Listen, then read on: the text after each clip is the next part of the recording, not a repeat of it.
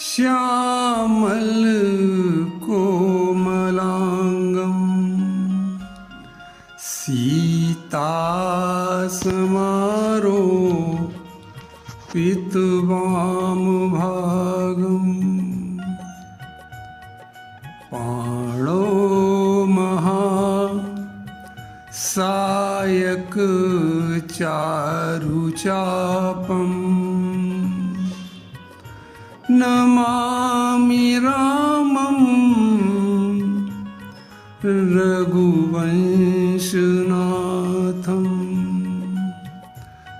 नमामि रामं रघुवंशनाथं रघुवंशनाथं रघुवंशनाथं।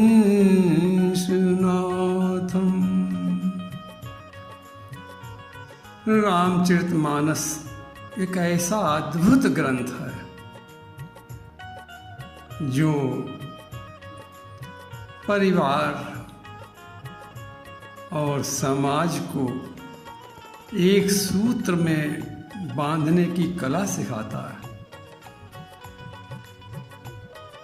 रामचरितमानस में कौशल्या जी का ऐसा महान चरित्र है जिसने इतने बड़े संकट में भी परिवार को बिखरने नहीं दिया, एक सूत्र में बांधे रही।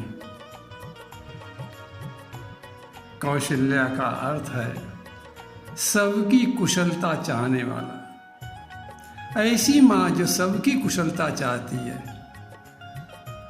किसी का विरोध नहीं है, सबको अपना मानती है, वो माँ है कौशल्या।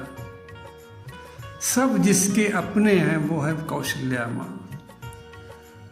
अब देखें कि राम जी जब बन जाने के लिए अपनी माता कौशल्या जी के पास विदा मांगने के लिए गए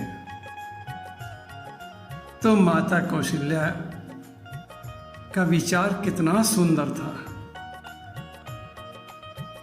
वो सोच रही हैं कि राखूं सुतई करऊं अनुरोधु। अगर हम अनुरोध करके राम जी से और उनसे कहें रुक जाओ तो राम जी रुक तो सकते हैं कि माता की आज्ञा है, लेकिन क्या परिणाम होगा कि धर्म जाई, पतिव्रत धर्म चला जाएगा हमारा। क्योंकि पतिव्रत धर्म में पति की आज्ञा सर्वोपरि है। पति की आज्ञा पत्नी को मानना उसके लिए ही पतिव्रत धर्म है। तो इसलिए क्या होगा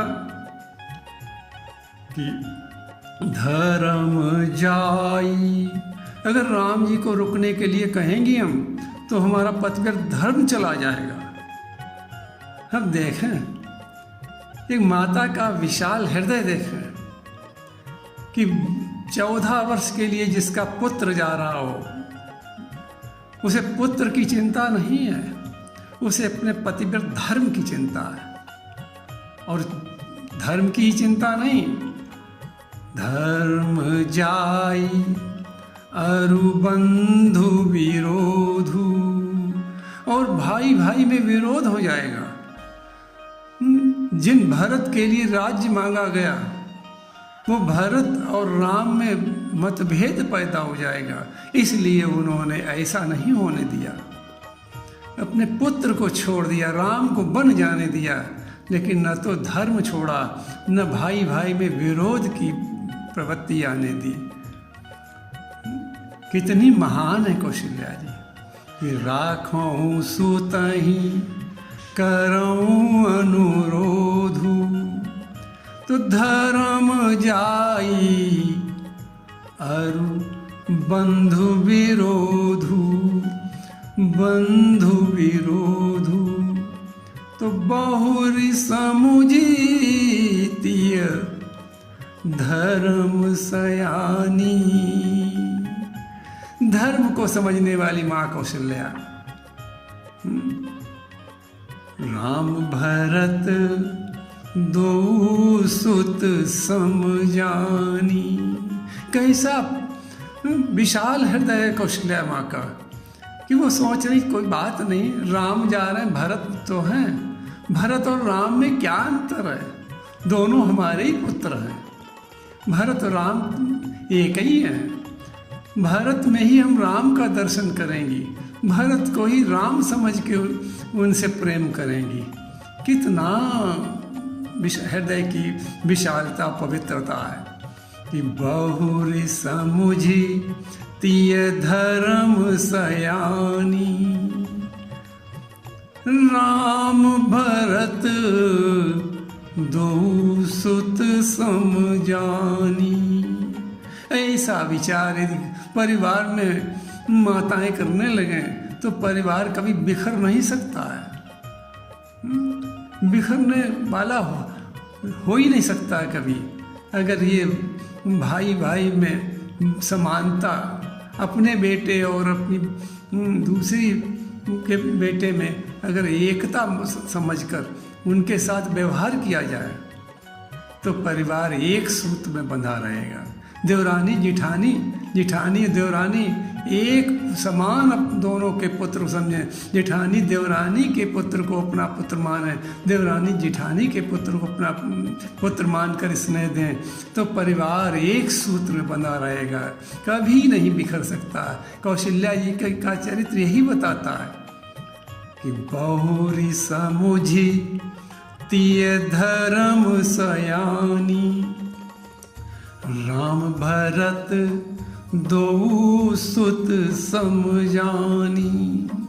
माता कौशल्या धर्म को भली भांति जानती हैं, अतः उन्होंने सोचा कि राम को रोकने में केवल स्वार्थ है और धर्म को रखने में स्वार्थ और परमार्थ दोनों हमारे बने रहेंगे। स्वार्थ यह है कि भरत में राम का दर्शन होगा और पत्नी होने के कारण महाराज दशरथ की आज्ञा पालन करना ये परमार्थ है। तो भरत और पति की आज्ञा पालन करना ही उन्होंने श्रेष्ठ समझा। भरत को गले से लगाना और महाराज दशरथ की आज्ञा का पालन करना, इससे स्वार्थ और परमार्थ दोनों बन जाएंगे। ऐसा माता कौशल्या सोच रही है। जब अब आप आगे देखें कि भगवान राम तो वन चले गए, भरत जी जब ननिहाल से आए तो समाचार सुना तो बहुत दुखी हुए और धीरज रखकर माता कौशल्या के पास जाते हैं भरत जी। सोचा कि संसार की और कोई माता होती तो भरत जिनके लिए राम को वन भेजा गया उस भरत से घृणा करती, और कोई संसार की माता होती तो भरत से घृणा करती, क्योंकि भरत के कारण ही तो राम को वन भेजा गया। लेकिन धन्य है कौशल्या माँ जिन्होंने भरत को देखकर उनसे मिलने के लिए दौड़ पड़ी कि भरतई देखी मातू उठे धाई। दौड़ी भरत को देखकर और इतनी तेज दौड़ी कि मूर्छित अवनी परिझ आई। मूर्छित होकर गिर पड़ी। माता को उठाकर भरत ने चरण पकड़ लिए तो सरल सुभाए माय ही लाए। अतिहित मनहु राम फिर आए। सरल स्वभाव वाली कौशल्या माँ भरत को उठाकर हृदय से लगा लेती हैं। धन्य कौशल्या माँ। और ऐसा मालूम पड़ता है कि भरत को हृदय से लगाए, उन्हें ऐसा लग रहा है कि राम फिर आ गए, राम को हम हृदय से लगाए हैं। राम भरत में कोई अंतर नहीं जान रही है। माता कौशल्या में छल तो है ही नहीं बिल्कुल। वहाँ जो लोग खड़े थे, छोटे बड़े पंडित विद्वान, सब कहने लगे ऐसी उदारता तो राम की माता में ही हो सकती है, अन्न में नहीं हो सकती है। इतना ही नहीं, माता भरत गोद बैठारे, आंसू पोंछ मृदु बचन उचारे। माता कौशल्या ने भरत को गोद में बैठाला और भरत जी के आंसू पोंछ रही हैं और कह रही हैं, बेटा अजहु बक्ष बलि धीरज धरऊ, और कुसुमय जानी शोक परिहरऊ। हे बेटा, बक्ष कह रही हैं, हे बेटा भरत, इस समय दुख करने का नहीं है, ये समय अच्छा नहीं है, धैर्य धारण करो। आंसू माता कौशल्या भरत के आंसू पोंछती जाती हैं और उनसे कहती, उनको ढाढ़स बंधाती जाती हैं। धन्य है माता कौशल्या। और क्या कह रही हैं, और कोई संसार की माता होती तो कैकेयी को दोष देती, भरत की माता को दोष देती, लेकिन कौशल्या जी क्या कह रही हैं कि काहुई दोष देव जनिताता। हे भरत, अपनी माँ को कैकेयी को दोष मत दो, वो बिल्कुल दोषी नहीं है। भरत ने पूछा, माँ दोषी कैसे नहीं है, हमारी माँ ने ही तो राम को वनवास दिया। कौशल्या जी कहते, नहीं, उन्होंने नहीं दिया वनवास। भा मोहि सब विधि बाम विधाता। अरे विधाता ने ये सब कुछ कर रहा है, विधाता ही हमारे विपरीत हो गया है। इसलिए बेटा भरत, काहुई दोष देव जनिताता, भा मोहि सब विधि बाम विधाता। तो बिल पही बिकल भरत दो भाई, कौशल्या लिए हृदय लगाई।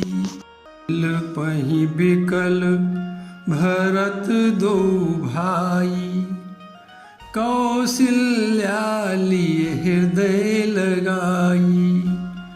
कौशल्या लिए हृदय लगाई। माँ कौशल्या ने भरत और शत्रुघ्न को हृदय से लगा रखा है आज। अब आप देखें कि भरत जी जिस समय सबको चित्रकूट लेकर जाते हैं, वहाँ जनक जी भी आते हैं, और जनक जी की पत्नी सुनैना जी जब माता कौशल्या से मिली तो कौशल्या जी सुनैना जी का कितना सम्मान कर रही हैं कि कौशल्या सादर सन्मानी, आसन दिए समय समझानी। माता कौशल्या ने सुनैना जी को आसन देकर बैठाला। आसन पर बैठकर सुनैना जी कहने लगी, कैकेयी जी के संबंध में कुछ उन्होंने कहा। कैकेयी माता को दोष देते हुए सुनैना जी कह रही हैं कि सुनिए सुधा देखिए गरल, सब करतूत कराल, जहाँ तहाँ काक उलूक बक, मानस सकृत मराल।